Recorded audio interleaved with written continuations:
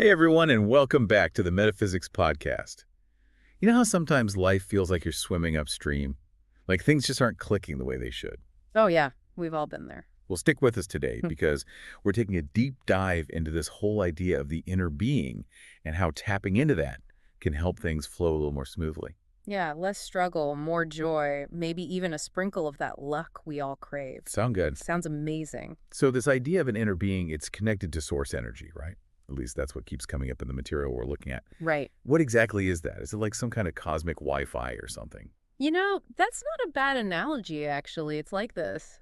Imagine source energy as this universal, vibrant energy field that connects everything. Okay, so far so good.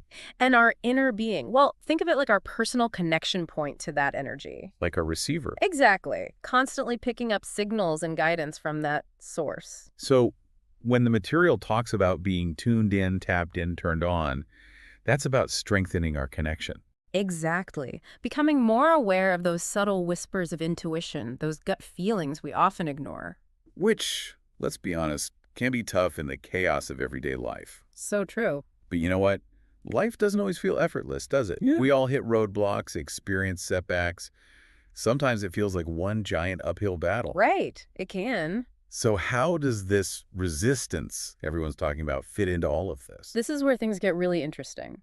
When we feel that struggle, that sense of things going wrong, it often means we're out of sync with our inner being. Like our internal Wi-Fi is getting interference. Exactly. And that interference comes in the form of all those negative emotions. Guilt, hate, needing to be right. All of that, even denying ourselves simple joys. Remember that example in the material about skipping a nap? Oh, yes. That one hit home. Pushing aside what our body needs because we feel like we should be doing something else. It happens all the time.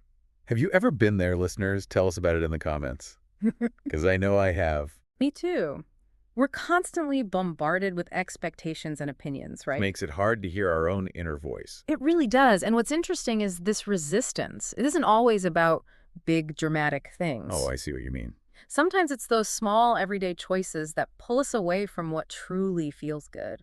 So how do we clear out that interference? Turn down the volume on all those outside voices. It's not about silencing them completely, but more about recognizing we have the power to choose which ones we let influence us. Creating a space for our own inner compass to guide us. Exactly. While still acknowledging and respecting other perspectives, of course. It's like that analogy about keeping your goat in the backyard. I love that one.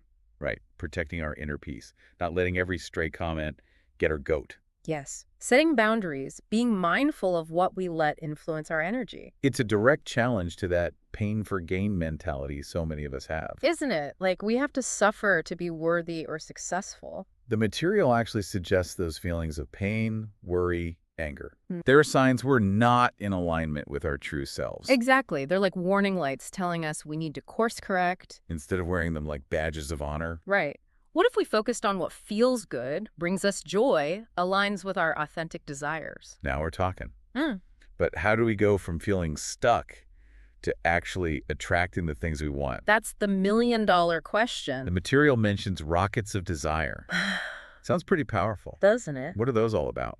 Well, they're those deep-seated longings we hold within. Every time we focus on them, feel the excitement of having them. We're launching those rockets. Yes, into our personal vortex. Okay, vortex. Now things are getting seriously metaphysical. It's like a vibrational reality, a realm of pure potentiality where everything you desire already exists. Oh. Not a physical place, but an energetic field. Okay, so our rockets of desire are like blueprints being launched into this vortex. A cosmic blueprint of your dreams. But how do we bridge the gap between that and our physical reality? How do desires actually materialize? That, my friend, is the question. And it all comes down to our vibration. All right, now you've really got my attention. I'll go up. We're going to unpack this whole vibration thing and how it connects to manifesting our desires when we come back in part 2. Can't wait. Don't go anywhere. Welcome back to the Metaphysics Podcast. All right, so we left off talking about this mysterious vortex and the power of our vibration. Right. Lots to unpack there. I'm ready to dive in. What's the connection between our vibration and making our desires a reality? It's all about energy, Dennis. Everything in the universe is made up of. Okay, so we're all energy. Got it. But get this vibrating at different frequencies. Even our emotions have their own frequency. Hold on, you're saying our feelings are sending out vibes into the universe? Exactly. And those vibes are attracting similar frequencies back to us. Okay, so good vibes attract good vibes, bad vibes attract. More bad vibes, yeah. It's like tuning into a radio station. Oh, I get it. Like, if you want jazz, you tune the jazz frequency? Right.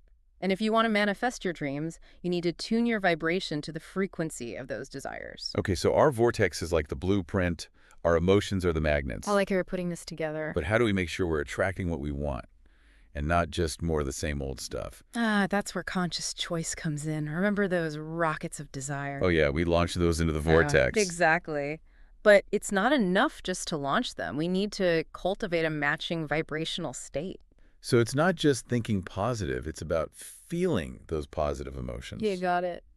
Embodying the feeling of already having what you want. Even before it shows up. Yes. The source material actually talks about this 3-day experiment 3 days, huh? where you dedicate yourself to feeling good and acknowledging those desires. 3 days of feeling good.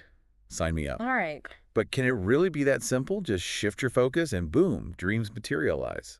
It's not always easy, Dennis. We have to break free from negativity, self-doubt, all that. Yeah, that's the hard part. But the more we practice aligning our vibration, the easier it becomes. Like training a muscle. Exactly. Might feel awkward at first, but with effort, it becomes natural. I like that. Right. Okay, so how do we make that shift? We're all dealing with stress, bad days, the whole 9 yards. Oh, I hear you. That's where those good feeling marbles come in. Oh yeah, the marbles. I loved that analogy. Right. Every time we choose a thought or action that feels good, aligns with our desires. Another marble in the jar. And the more marbles we have, the stronger our attraction power becomes. So it's the little wins throughout the day. Yes. Savoring a cup of coffee, a good conversation, that sense of accomplishment. Those all count. Yeah. And as those positive vibes accumulate, We create a ripple effect. yes, radiating a frequency of joy and abundance. Attracting more of the same? Exactly. You're getting it. This reminds me of that story about the person who made that announcement at work. Oh, yes. The one who just declared they wanted to be happier. Yeah. Just by saying it out loud, they shifted the energy. Such a powerful example. It's like they flipped a switch and positive energy started flowing. They took control. Right. It's not about manipulating others. No, not at all. It's about recognizing we're all interconnected and our energy affects the collective. Yes. When we choose to vibrate higher, we contribute to a more harmonious world. I love that. Me too. This makes so much sense, but I have to admit, it feels a bit overwhelming. I get it. Where do we even begin? Well, the first step is awareness, Dennis. Awareness. Yeah, becoming mindful of our thoughts, emotions, actions. Like taking inventory? Kind of. Mm-hmm. Notice where you're resisting, denying yourself joy, clinging to old beliefs. And then, Gently shift your focus. Choose thoughts and actions that feel good, that align with your heart. so there's those small, everyday choices. Yes. Taking that nap, indulging in a hobby, being in I think nature. that's to make a huge difference. Okay, aligning our vibration, choosing good feeling things. Yes. But what about actually making things happen? Taking action toward our goals. You're right, Dennis. Aligning our vibration is crucial, but it's only part of it. So there's more. We need to take inspired action. Inspired action. What's the difference between that and regular action? Inspired action comes from aligning our actions with our desires. Okay, I think I see where you're going with this. It's about following those nudges the universe sends our way. Like synchronicities. Exactly. Taking those steps that feel good and move us closer to our goals. Even if we don't have the whole plan figured out. Even then, it's about trusting that inner guidance, that gut feeling. That tells us when to move and when to wait. Yes, being open to opportunities, allowing the universe to co-create with us. This reminds me of that story, the person who made the workplace announcement. Yes. They didn't just declare their intention, they started taking small actions too. Right. Focusing on what they enjoyed about their job. Finding ways to express their creativity. That's inspired action. Making intentional choices, creating momentum. And as we do that, we gather more of those good-feeling marbles. Amplifying our attraction power. It's a positive feedback loop. Exactly. Alignment, action, manifestation. A beautiful cycle. The more we practice, the easier things flow. Right. It's amazing. This is all so empowering. But what about when things don't go to plan? That's just life, Dennis. There will always be challenges, obstacles, That's true. but the key is to see them as opportunities for growth and learning, Even when it's tough. especially then.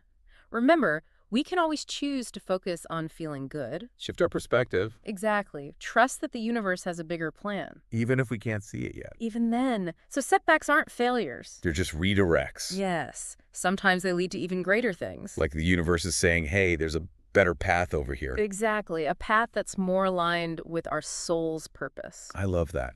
So even amidst challenges, we can choose to trust Surrender. Allow the universe to guide us. and open ourselves to new possibilities. Infinite possibilities. Yes. This has been such an insightful conversation, Louise. I'm starting to get this whole alignment and manifestation thing. That's not magic, right? No, it's about conscious choice, energetic alignment, inspired action, Well said, Dennis. And remember, it's a journey. not a destination. Be gentle with yourself.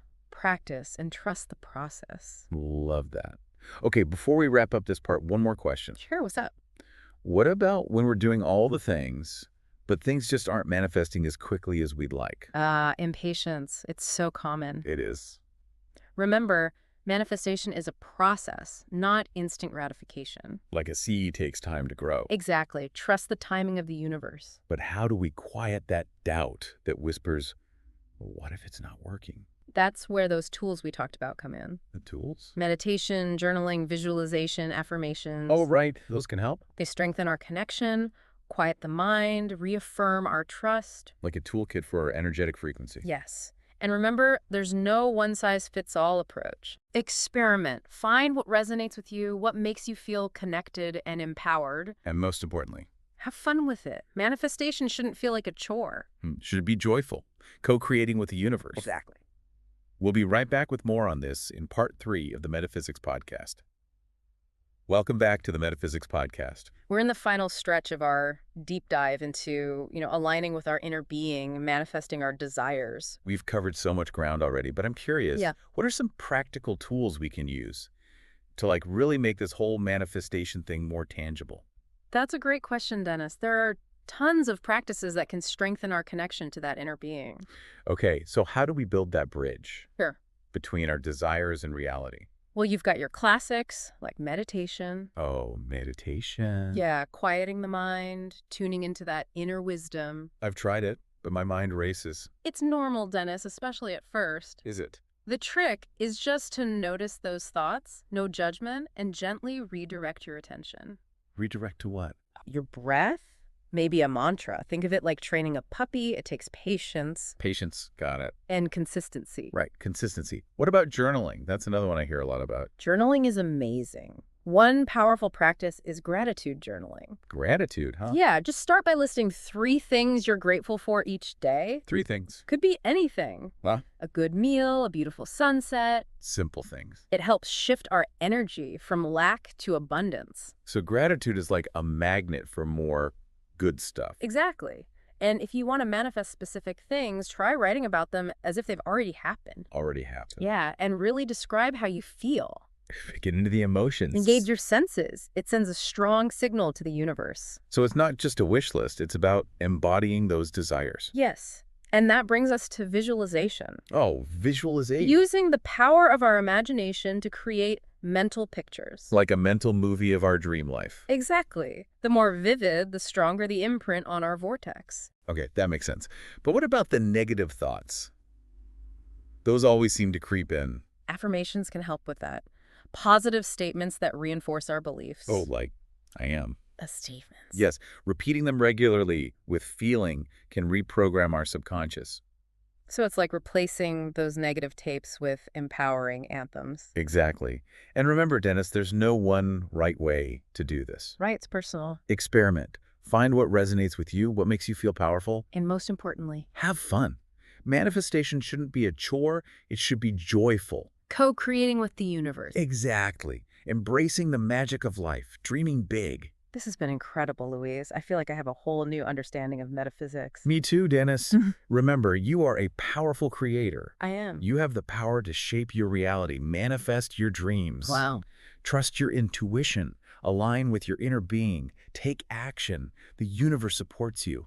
That's a beautiful message, Louise. Thank you. And to our listeners, we want to hear from you. Share your experiences, your insights, your successes, even your challenges in the comments. Let's support each other on this journey. Create a community of empowered manifestors. Exactly. From all of us here at the Metaphysics Podcast, sending you love and blessings. Love and blessings. Until next time, keep exploring, keep growing, and keep manifesting the life of your dreams.